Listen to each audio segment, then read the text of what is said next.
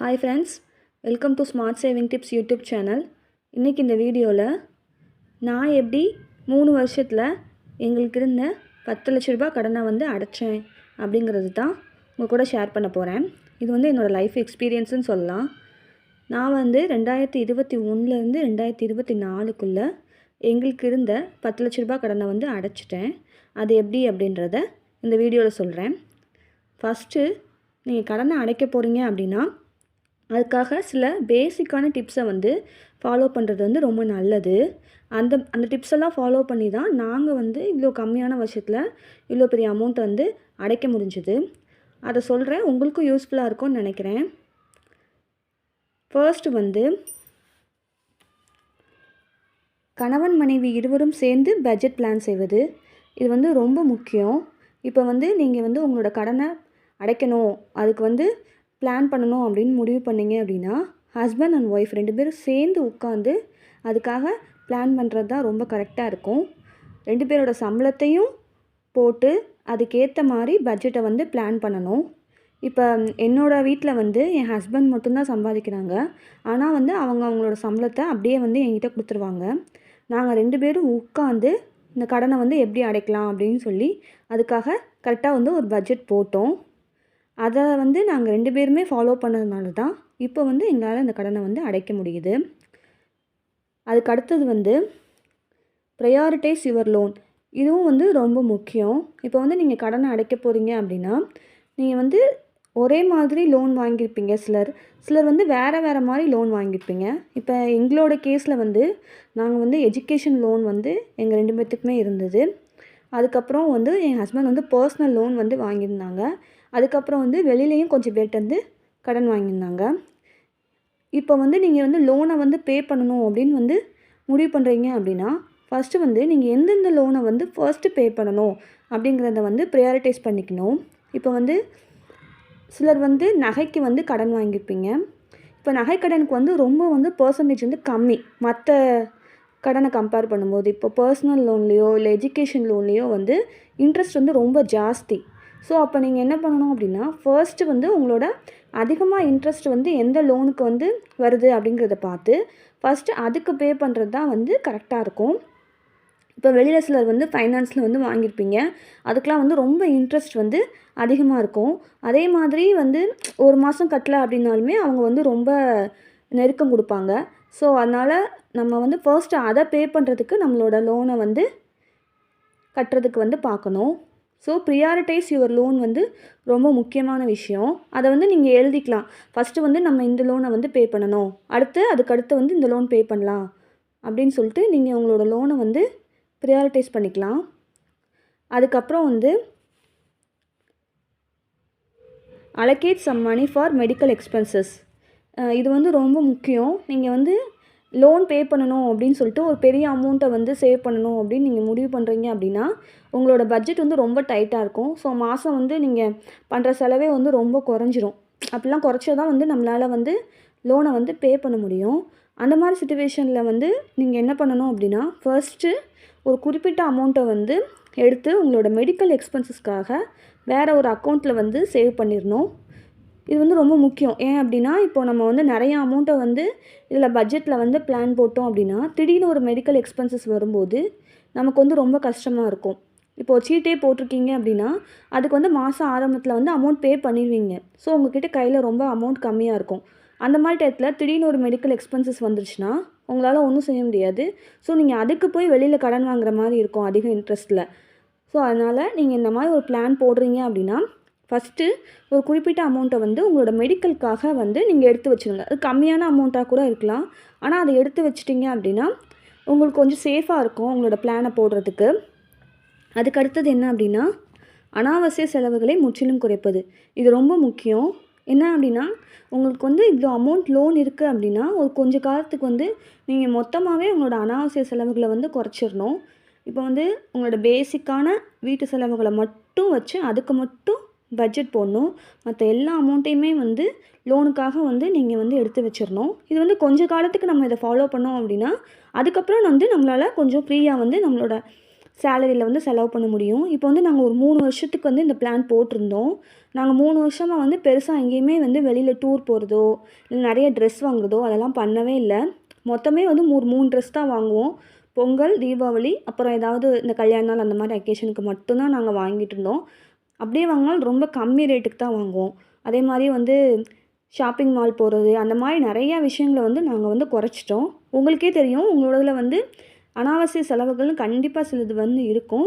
அதை வந்து முடிஞ்ச அளவு ஒரு குறிப்பிட்ட காலத்துக்கு வந்து நீங்கள் குறைச்சி அதை நீங்கள் சேவ் பண்ணிங்க அப்படின்னா உங்களோட லோன் வந்து குறைஞ்சிரும். லோன் இல்லாமல் இருக்கிறது மட்டும்தான் ஃபர்ஸ்ட் வந்து ரொம்ப சந்தோஷம். ஸோ அதனால் முடிஞ்ச அளவு உங்களோட செலவுகளை வந்து குறைச்சிக்கிட்டு சேவ் பண்ணுறதுக்கு ட்ரை பண்ணுங்கள். அதுக்கப்புறம் செட் யுவர் கோல். இது வந்து என்ன அப்படின்னா இப்போ வந்து உங்களுக்கு வந்து 10 லட்ச ரூபா கடன் இருக்குது, அதை வந்து ஒரு 3 வருஷத்தில் வந்து நம்ம அடைக்கணும் அப்படின்னு சொல்லிட்டு முதல்ல வந்து ஒரு கோல் வந்து செட் பண்ணுங்கள். அது வந்து முடிஞ்ச அளவு வந்து உங்களால் பண்ண முடிகிற மாதிரி வந்து ஒரு கோல் வந்து நீங்கள் வந்து செட் பண்ணலாம். இப்போ வந்து உங்களுக்கு வந்து ஒரு 2 லட்ச ரூபா தான் இருக்குது, அதை வந்து நம்மளால் ஒரு வருஷத்தில் இல்லை ஒரு 10 மாதத்தில் அடைக்க முடியும் அப்படின்னாலுமே அது வந்து செட் பண்ணிவிட்டு அதுக்கேற்ற மாதிரி ஒரு பேப்பரில் இல்லை ஒரு நோட்டில் வந்து கரெக்டாக வந்து ஒரு பிளான் வந்து போடுங்க. இப்போ நாங்கள் வந்து 2021 டைமில் வந்து ஒரு நோட் எடுத்து நம்ம வந்து இதெல்லாம் பண்ணி ஃபஸ்ட்டு வந்து நம்மளோட லோனை வந்து அடைக்கணும் அப்படின்னு சொல்லிட்டு பிளான் பண்ணோம். ஒவ்வொரு வருஷமும் அதுக்கேற்ற மாதிரி தான் ஃபாலோ பண்ணோம். நாங்கள் போட்டது வந்து 4 வருஷம் போட்டிருந்தோம். ஆனால் வந்து கிட்டத்தட்ட ஒரு 3 வருஷத்துலேயே நாங்கள் வந்து இந்த கடனை வந்து அடைச்சிட்டோம். அதுக்கு வந்து முக்கியமான காரணம் என்ன அப்படின்னா என் பொண்ணு வந்து 2024 தான் வந்து ஸ்கூல் வந்து போனாள்.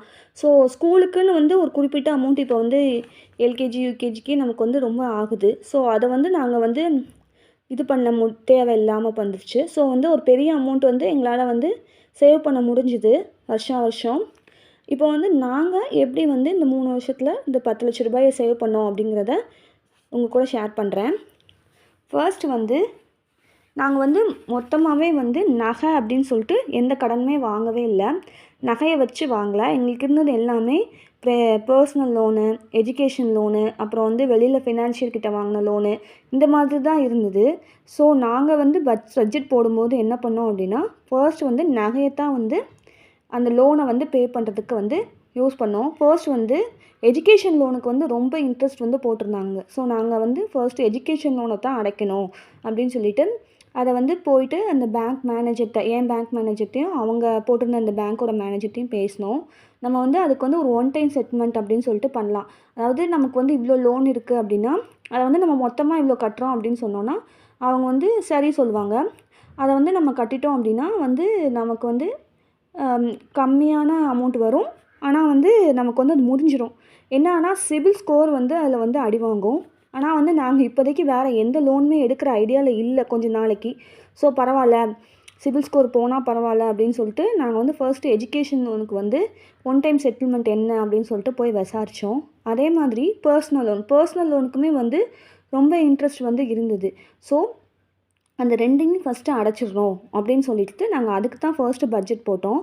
அதுக்கு வந்து எங்களுக்கு ரொம்ப யூஸ்ஃபுல்லாக இருந்தது வந்து நகை தான். அப்போ எங்கள்கிட்ட வந்து ஒரு 10 பவுன் நகை இருந்தது. அதை எல்லாத்தையுமே நாங்கள் வந்து லோன் பே பண்ணுறதுக்கு வந்து யூஸ் பண்ணிட்டோம். ஏன்னா தங்கம் தான் வந்து ரேட்டு வந்து பர்சன்டேஜ் வந்து ரொம்ப கம்மி, இன்ட்ரெஸ்ட் வந்து மற்ற எதையுமே கம்பேர் பண்ணும்போது. ஸோ வந்து நகையை தான் வச்சு நாங்கள் ஃபஸ்ட்டு லோனுக்கு என்ன பண்ணலாம் அப்படின்னு பார்த்தோம். அதுக்கு வந்து மொத்தம் என்கிட்ட இருந்த 10 பவுனில் வந்து 2 பவுனை வந்து நாங்கள் வந்து சேல் பண்ணிட்டோம். ஆனால் வந்து இதை நான் வந்து மற்றவங்களுக்கு வந்து அட்வைஸ் பண்ண மாட்டேன். ஏன்னா எப்பயுமே வந்து நகையை விற்கிறது வந்து நல்ல ஆப்ஷன் கிடையாது. நகை வந்து வாங்குறது இப்போ ரொம்ப கஷ்டம். அதனால் விற்கிறது வந்து கரெக்ட் கிடையாது. இப்போ உங்களுக்கு வந்து ரொம்ப கடன் இருக்குது, அதுலேருந்து உங்களால் சுத்தமாக மீண்டே வர முடியல அப்படின்ற சுச்சுவேஷனில் மட்டுமே நீங்கள் வந்து கோல்டை வந்து சேல் பண்ணுறதுக்கு பாருங்கள். மற்றபடி கோல்டை சேல் பண்ணுறது வந்து கடைசி ஆப்ஷனாக வச்சுக்கோங்க. அடமானம் வைக்கலாம். அடமானம் வச்சோம் அப்படின்னா நமக்கு அடுத்து காசு வரும்போது நம்மளால் அதை வந்து மீட்டுக்க முடியும். ஆனால் சேல் பண்ணிட்டோம் அப்படின்னா திருப்பி இப்போ இருக்க ரேட்டுக்கு நம்மளால் அதை சுத்தமாக வாங்கவே முடியாது. ஸோ முடிஞ்ச அளவு நகையை வந்து அடமானம் வச்சு அதை வந்து பிளான் பண்ண பாருங்கள். நாங்கள் என்ன பண்ணோம் அப்படின்னா 2 பவுன் நகை வந்து ஃபஸ்ட்டு வந்து விற்றுட்டோம். அன்னைக்கு அந்த டயத்தில் வந்து எங்களுக்கு வந்து 1 லட்ச ரூபா கிடச்சிது. அதுக்கப்புறம் மிச்சம் இருக்கிற 8 பவுனை வந்து நான் கொண்டு போய் பேங்க்கில் வச்சுட்டேன். அப்போ எங்ககிட்ட கொஞ்சம் கூட நகையே வீட்டில் கிடையாது. நான் கையில் போட்டிருந்தது, கழுத்தில் போட்டிருந்தது மட்டும்தான். மற்றபடி வீட்டில் நகையே இல்லை. ஆனால் வந்து இந்த லோனை பே பண்ணணும் அப்படின்னா இதுதான் எங்களுக்கு சரியான ஆப்ஷனாக தெரிஞ்சுது. ஸோ நாங்கள் இதை தான் ஃபாலோ பண்ணோம். 8 பவுன் நகை வந்து அப்போது நாங்கள் அடமானம் வச்சப்போ ரொம்ப கம்மியாக கொடுத்தாங்க. ஏன்னா அப்போ வந்து தங்க ரேட்டு ஒரு ரூ. 6,000 6,500 அந்த ரேட்டில் இருந்திருக்கும்னு நினைக்கிறேன். அப்போ வந்து எங்களுக்கு வந்து ஒரு 2,50,000 லட்ச வந்து பேங்க்கில் வந்து கொடுத்தாங்க. நான் வந்து ஐஓபி பேங்க்கில் வச்சுருந்தேன். அங்கே வந்து 8.5% வந்து அப்போ வந்து இன்ட்ரெஸ்ட் போட்டிருந்தாங்க. இந்த 2 நகையை வச்சு நாங்கள் பண்ணி ஒரு 3,50,000 வந்து அப்போ வந்து நாங்கள் வந்து சேவ் பண்ணோம். இந்த 3,50,000 என்ன அப்படின்னா, இதை வச்சு நாங்கள் எங்களோட எஜுகேஷன் லோனையும் அப்புறம் வந்து எங்களோட பர்சனல் லோன் இருந்தது. அது வந்து ரொம்ப பெர்சன்டேஜ் வந்து இன்ட்ரெஸ்ட் இருந்தது. ஸோ அதையும் வந்து நாங்கள் வந்து கட்டிட்டோம். ஃபஸ்ட்டு இவ்வளோ பெரிய அமௌண்ட் கட்டின உடனேவே எங்களுக்கு மாதம் மாதம் வர்ற இன்ட்ரெஸ்ட் வந்து நாங்கள் கட்ட வேண்டிய இன்ட்ரெஸ்ட் வந்து மொத்தமாகவே குறைஞ்சிருச்சு. அதுக்கப்புறம் நாங்கள் வெளியில் கடன் வாங்கியிருந்தோம். ஆனால் அதுக்கு வந்து வட்டி வந்து ரொம்ப கம்மி தான். தெரிஞ்சவங்கள்ட்ட இருந்து நாங்கள் கடன் வாங்கியிருந்தோம். அவங்க வந்து வட்டி ரொம்ப கம்மி தான். அதே மாதிரி வருஷத்துக்கு ஒரு அமௌண்ட் பே பண்ணோம் அப்படின்னா அவங்க வந்து அடுத்தடுத்து இன்ட்ரெஸ்ட்டை வந்து குறைச்சிக்கிட்டே இருந்தாங்க. ஸோ அதனால் நாங்கள் முதல்ல எங்களோட லோன்ஸை வந்து பே பண்ணுறதுக்கு தான் பட்ஜெட் போட்டு இந்த 3,00,000 வந்து நாங்கள் வந்து அதுக்கு கட்டி நிறைய இன்ட்ரெஸ்ட் வர எங்களோட லோனை வந்து ஃபர்ஸ்ட்டு க்ளோஸ் பண்ணோம். அதுக்கப்புறம் நாங்கள் பண்ணது வந்து சீட்டு போடுறது. சீட்டு போடுறது வந்து எங்களோட இந்த லோன் பே பண்ணுற பட்ஜெட்டில் வந்து ரொம்ப ரொம்ப யூஸ்ஃபுல்லாக இருந்தது வந்து இந்த சீட்டு போடுறது தான்.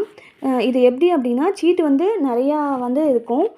ஏழை சீட்டு, குலுக்கல் சீட்டு அந்த மாதிரி. இப்போ எங்கள் சைடு வந்து எப்படி அப்படின்னா, மாதம் வந்து ஒரு அமௌண்ட் வந்து கட்டணும். 11 மாதம் கட்டணும். அதை வந்து எப்போ நம்ம கேட்டாலும் கொடுப்பாங்க. இப்போ வந்து நமக்கு இந்த மாதம் வேணும் அப்படின்னா, நம்ம கேட்டோம் யாருமே கேட்கல அப்படின்னா நமக்கு அந்த அமௌண்ட்டை கொடுத்துருவாங்க. 2 பேர் கேட்டால் அதை குலுக்கி போட்டு வர்ற அமௌண்ட்டை கொடுத்துருவாங்க. ஏலம் அந்த மாதிரிலாம் விட மாட்டாங்க. அவங்க வந்து ஒரு ஃபிக்ஸ்டு அமௌண்ட் வச்சுப்பாங்க. இப்போ மாதம் 10,000 கட்டுறோம் அப்படின்னா ஒவ்வொரு மாதமும் இவ்வளோ தான் அமௌண்ட் அப்படின்னு சொல்லிட்டு முதல்லே சீட்டு ஆரம்பிக்கிறதுக்கு முன்னாடியே அவங்க வந்து ஒரு லிஸ்ட்டு கொடுத்துருவாங்க. அந்த அமௌண்ட் தான் நமக்கு கிடைக்கும். அதில் வந்து என்ன அப்படின்னா, கடைசி 11வது மாதம் எடுக்கிறவங்களுக்கு வந்து அப்படியே மொத்தம் நம்ம கட்டின அமௌண்ட்டுமே வந்துடும். இப்போ நாங்கள் வந்து அந்த மாதிரி ஒரு சீட்டு தான் போட்டோம். 3 வருஷமும் நாங்கள் வந்து போட்டோம். அது வந்து எப்படி அப்படின்னா, 15,000 சீட்டு வந்து நாங்கள் போட்டோம். அப்போ வந்து என் ஹஸ்பண்ட் வாங்கிட்டு இருந்த சம்பளம் வந்து வெறும் 25,000 தான். அதனால் நாங்கள் மொத்தமே எங்களோட இதுக்கு வந்து 10,000 தான் வச்சுக்கிட்டோம். மிச்சம் 15,000 நாங்கள் அந்த சீட்டாக மொத்தமாக போட்டுட்டோம்.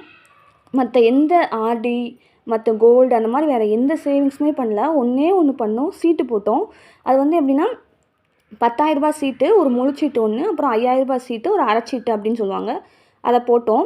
அது வந்து அது மாதிரி நாங்கள் ஜனவரி மாதம் ஆரம்பித்தாங்க அப்படின்னா நாங்கள் கடைசி சீட்டாக தான் எடுப்போம். நடுவில் வந்து எடுக்க மாட்டோம். ஏன்னா வந்து கொஞ்சம் அமௌண்ட்டு வந்து குறைஞ்சி வரும். எங்களுக்கு வந்து அந்த டைம் வந்து ஒரு பெரிய செலவு அப்படின்ற மாதிரி எதுவுமே இந்த 3 வருஷத்தில் லக்கிலி வரவே இல்லை. கொஞ்சம் மேனேஜ் பண்ணுற மாதிரி தான் இருந்தது. ஏன்னா அப்போ எல்லாருமே இந்த கொரோனா கஷ்டத்தில் இருந்ததுனால இந்த ஃபங்க்ஷன் வைக்கிறது அதெல்லாம் வந்து பெருசாக இல்லை எங்களுக்கு. ஸோ அதனால் எங்களுக்கு நடுவில் அமௌண்ட் தேவைப்படவே இல்லை. நாங்கள் கடைசியாக 10வது சீட்டோ இல்லை 11வது சீட்டோ தான் எடுப்போம்.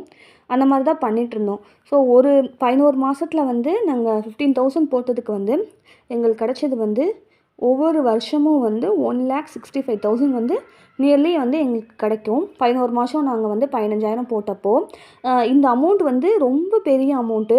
பார்க்குறதுக்கு வந்து ரொம்ப சிம்பிளாக ஒரு வருஷத்தில் கிடைக்குது அப்படின்னு சொல்கிறது ஈஸியாக இருக்கலாம்.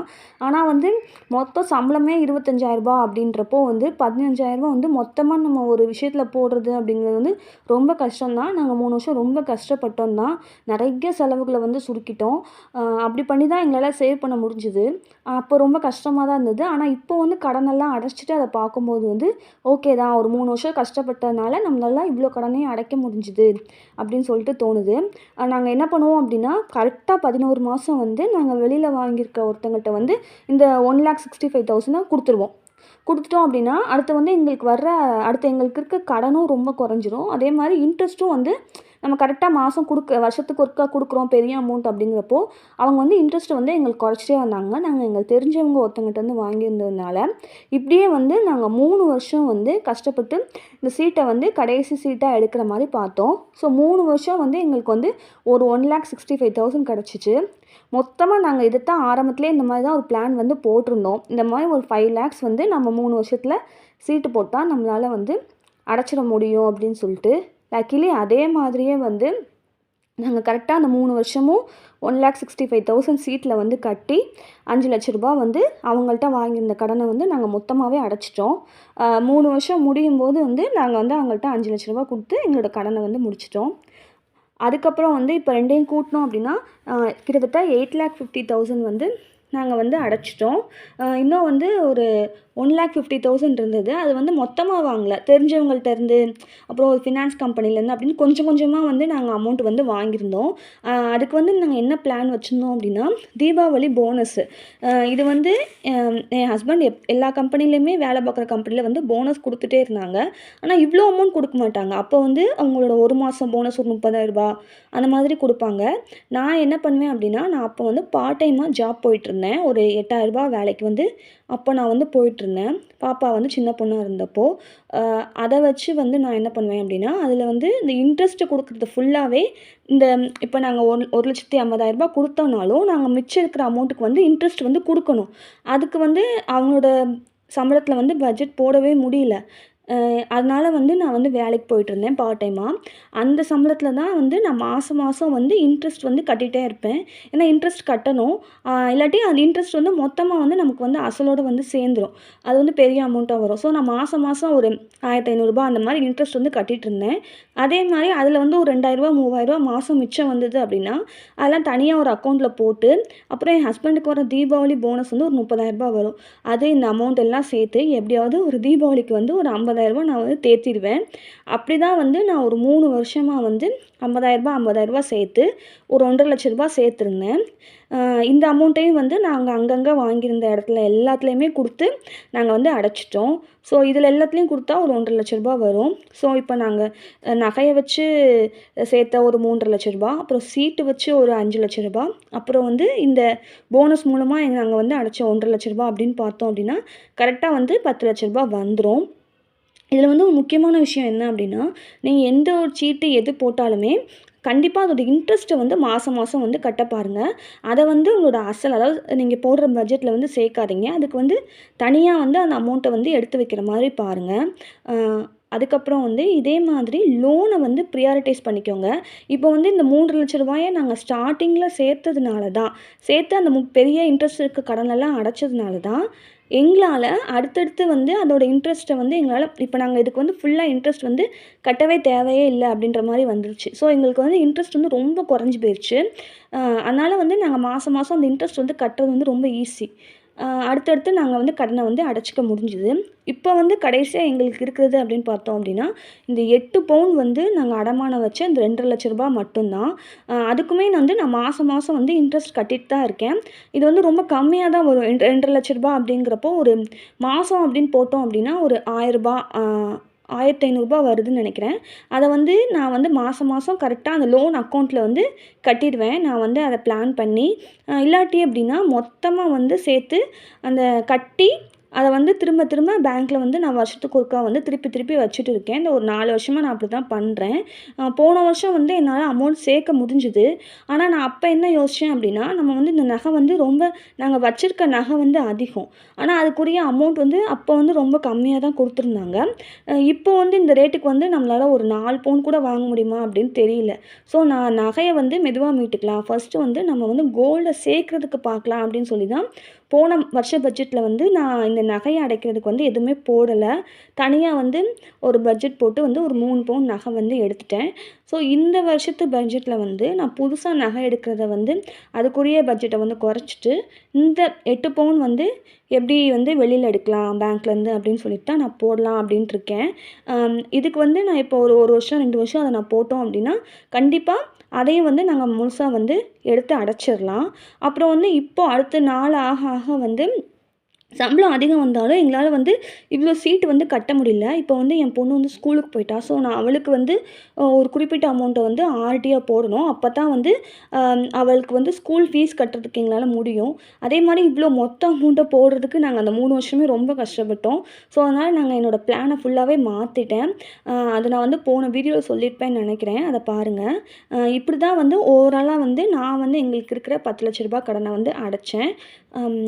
இது வந்து உங்களுக்கு யூஸ் யூஸ்ஃபுல்லாக இருக்கும்னு நினைக்கிறேன். இதில் ஏதாவது டவுட்ஸ் இருந்ததுன்னா கமெண்ட்டில் சொல்லுங்கள். நான் வந்து கிளாரிஃபை பண்ணுறேன். அதே மாதிரி நீங்கள் வந்து உங்களோட லோனை வந்து அடைக்கிறதுக்கு என்ன மாதிரி பட்ஜெட் போட்டிருக்கீங்க, பிளான் போட்டிருக்கீங்க அப்படிங்கிறத வந்து கமெண்ட்ஸில் சொல்லுங்கள். எனக்கும் ரொம்ப யூஸ்ஃபுல்லாக இருக்கும். Thank you friends.